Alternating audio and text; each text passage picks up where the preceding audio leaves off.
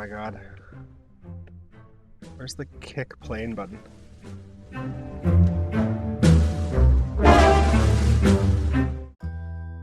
Hello, and welcome to Kerbal Bankruptcy Simulator with Tabernution Interplanetary. We're currently making some adjustments to our budget exploration plane, hoping we can find a new biome for the bonus and avoid a game over due to bankruptcy.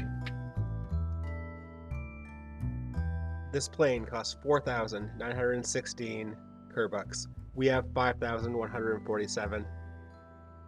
Val, if you don't get it this time, you're walking to the lowlands to get us those 15,000 Kerbucks. SAS on.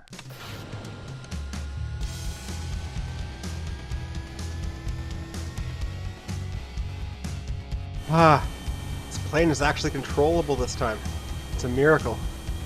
Now we're gonna fly until our biome reads something other than water, grasslands, highlands, shore, mountains, deserts.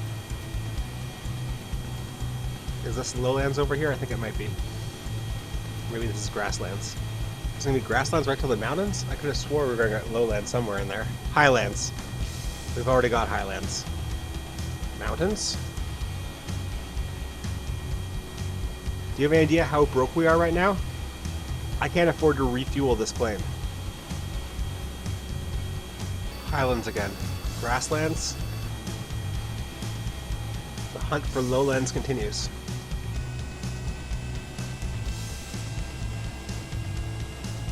And we're basically out of fuel. We're gonna have to land and make a new plan of how we're gonna find our biome. And hope that we're close enough to KSC that we get most of our money back when we recover this vessel. Okay, Valentina, there is zero room for you to screw up this landing.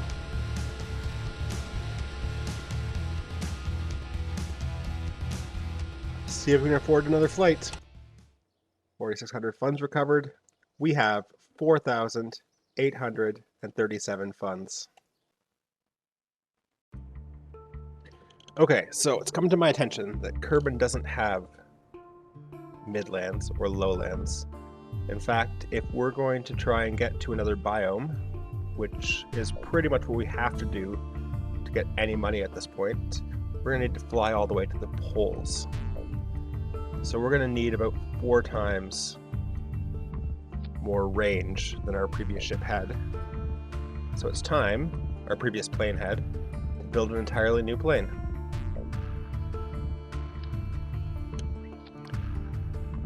We're going to focus on fuel. We're going to sort things by cost. Because with 4,837 Kerbucks, that's what matters. So with the liquid fuel fuselage, contains 50 at 200 cost, so 4 per liquid fuel. It's actually cheaper to use the Oscar B. Right? 40. Yeah, slightly cheaper. Okay, so we're going to use the Oscar Bs and just drain them of oxidizer. We had 2.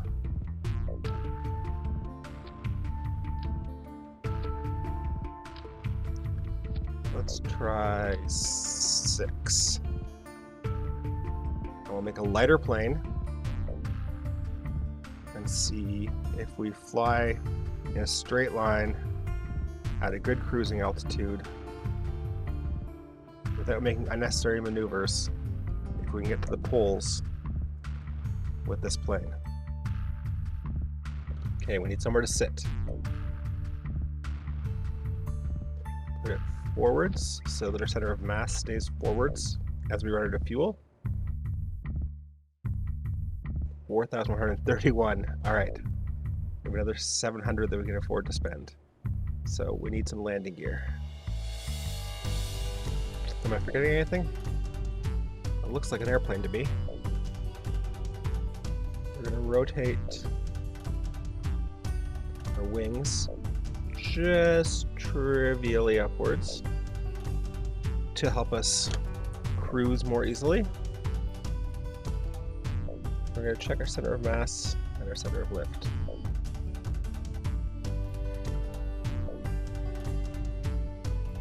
Okay. Looks good to me. Let's take off this. We don't need that, it's just dead weight.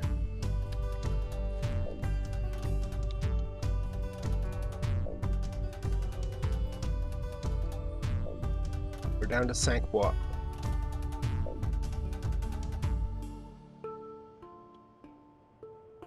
Okay, now we're gonna do a trick here though.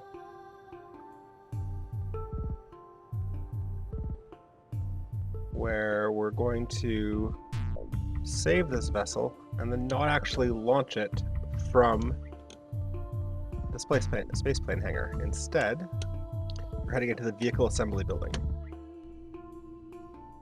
We're going to load our space plane hangar vessel in the vehicle assembly building, and then we're going to launch it from Boomerang because it is 45 degrees north latitude. Gets us about halfway to the North Pole. Okay, brakes on so we don't roll away. Because before we do anything else, I want to point this out. Look at that. We have 76 Kerbucks remaining. Valentina, this plane is everything we own. If you don't come back from this with some Kerbucks, then I honestly don't know how the space program is going to carry on. So, no pressure, right? Yeah, it's sunrise launch. We've got some science we can do right now. Okay, with our brakes on. Full thrust.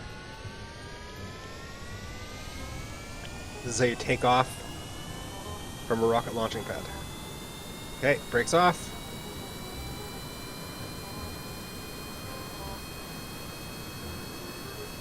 What the? What was that? Oh my god. We recovered atmospheric pressure scan for Boomerang launch site, and that counted for 15,000 Kerbucks. We've got a little bit of breathing room. Ah, that's wonderful. Okay, let's try that again. What was wrong with you, 5 bois?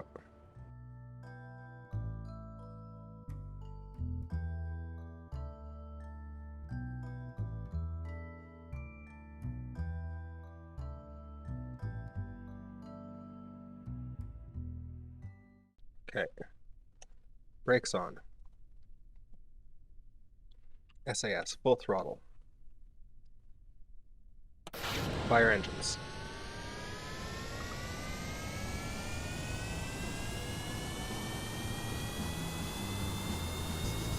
Brakes off, nose up.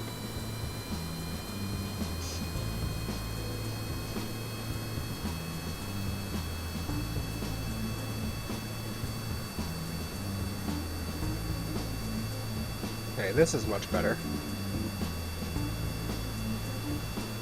This is better already.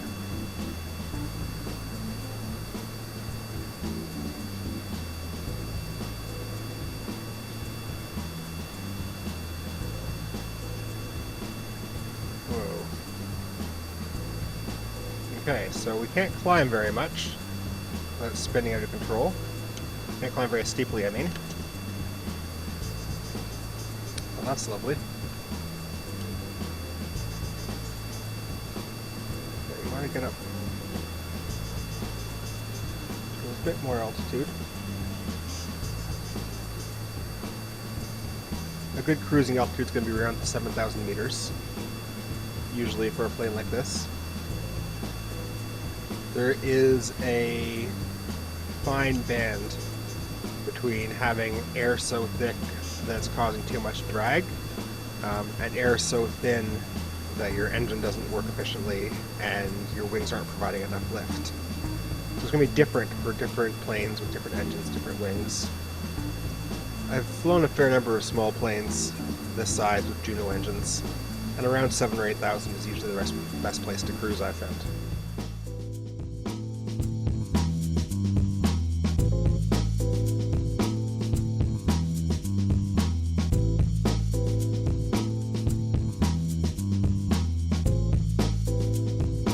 This is a hilarious situation to be in.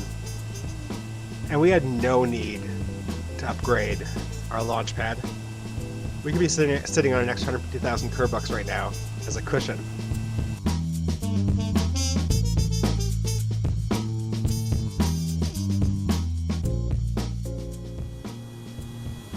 Now let's see if this plane can handle speeding up time without flipping out of control. No. No, it cannot. We've got a solution for that, actually. Let's get back under control here.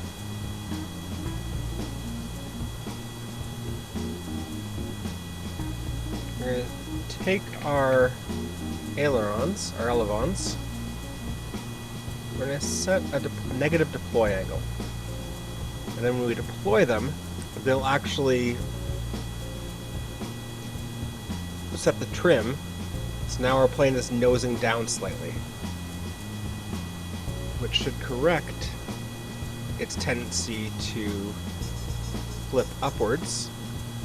We may have to adjust that a little bit to find the right trim.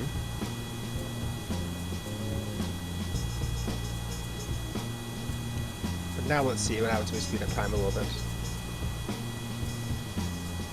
Oh. Okay.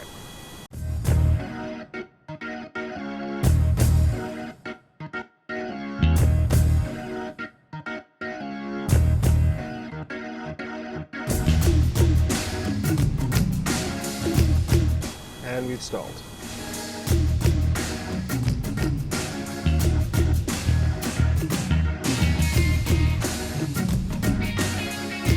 Let's get ourselves in control of the plane.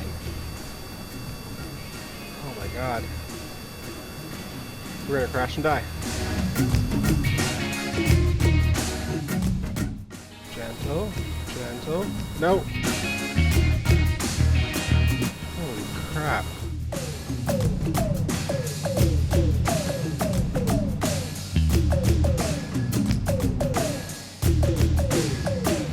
Okay, we are not touching time warp.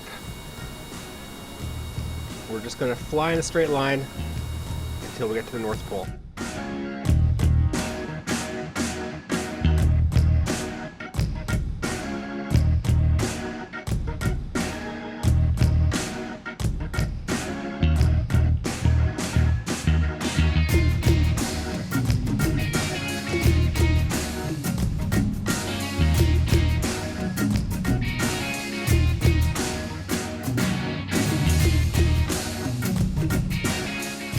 I'm gonna climb to where the air's... Ah!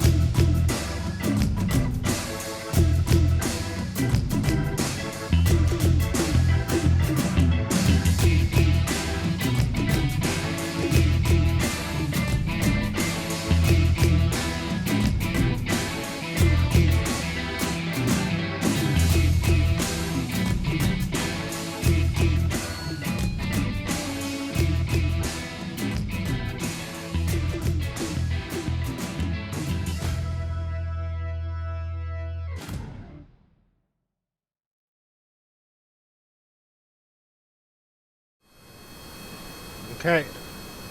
We are going to begin our descent.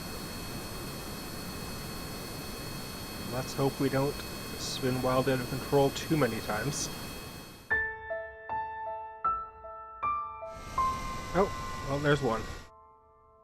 And the other direction. And we're in a stall.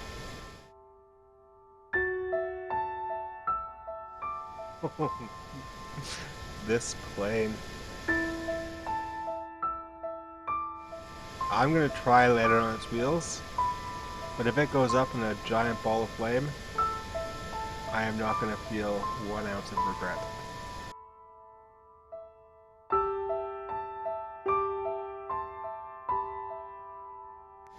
If this were any other plane, I would go into a straight nosedive right now to bleed off as much altitude as possible before coming in for a flat landing.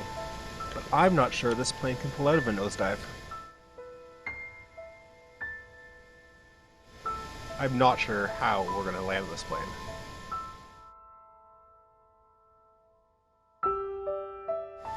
Okay, so our destination marker is on a hill.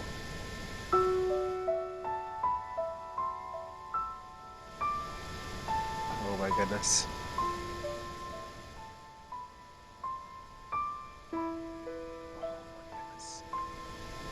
Do we just bail out?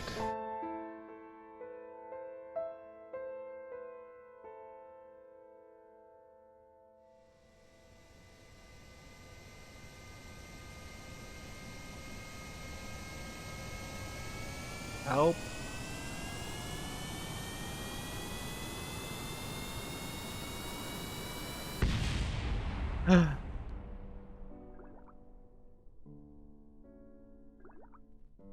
Valentina's alive. Oh my god. Where's the kick plane button?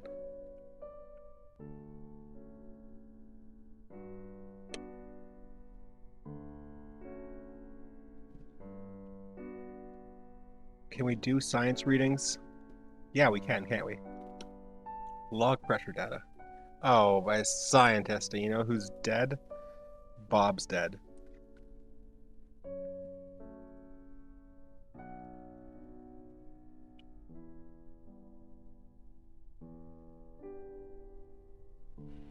Hatch is obstructed, cannot board. What if we... This is satisfying.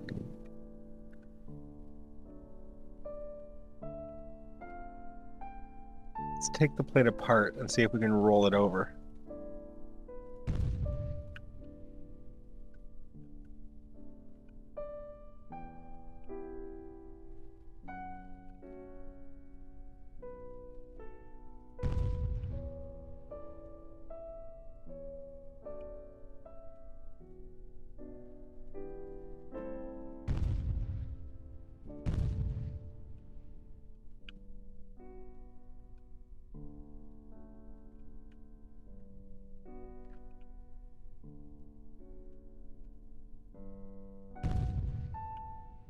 There we go.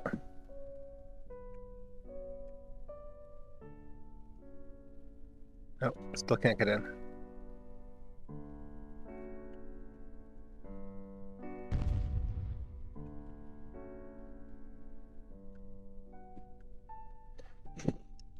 You piece of garbage. Roll over.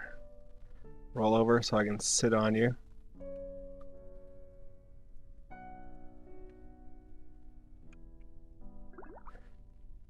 And do your science. Keep experiment. Collect it. Temperature stand. Keep it. Collect it. Okay, we're gonna get back out of the chair now.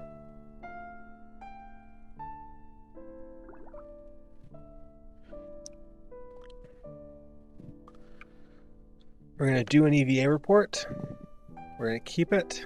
And we're going to walk over to our destination and complete that mission too. We haven't done it in style, but we've done it in disdain. We're going to actually complete this.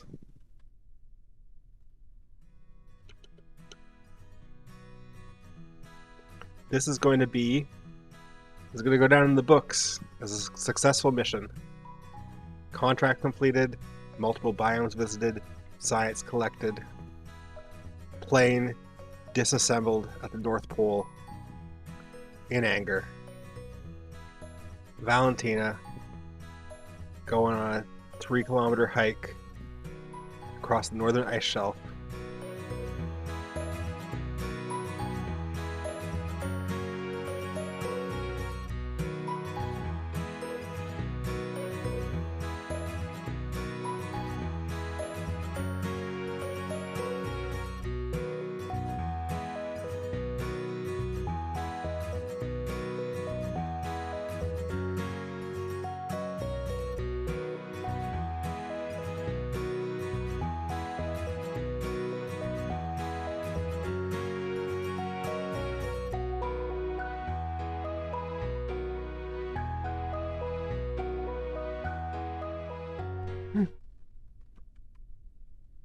There it is.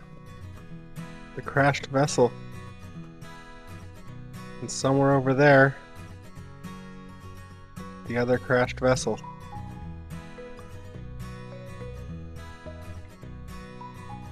That's lost in the whiteness of the snow. I'll tell you something. Both of them are staying here. We're gonna go check out this crashed vessel, but we are never, ever, ever going back to that other one. I don't think I've ever been angrier at a ship in Kerbal Space Program than I am at that plane.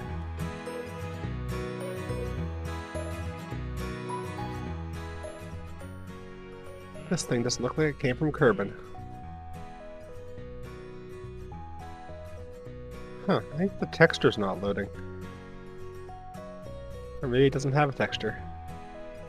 Maybe it's just that.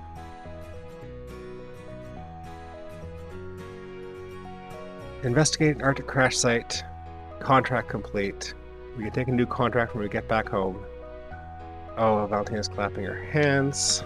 That's right. What just happened?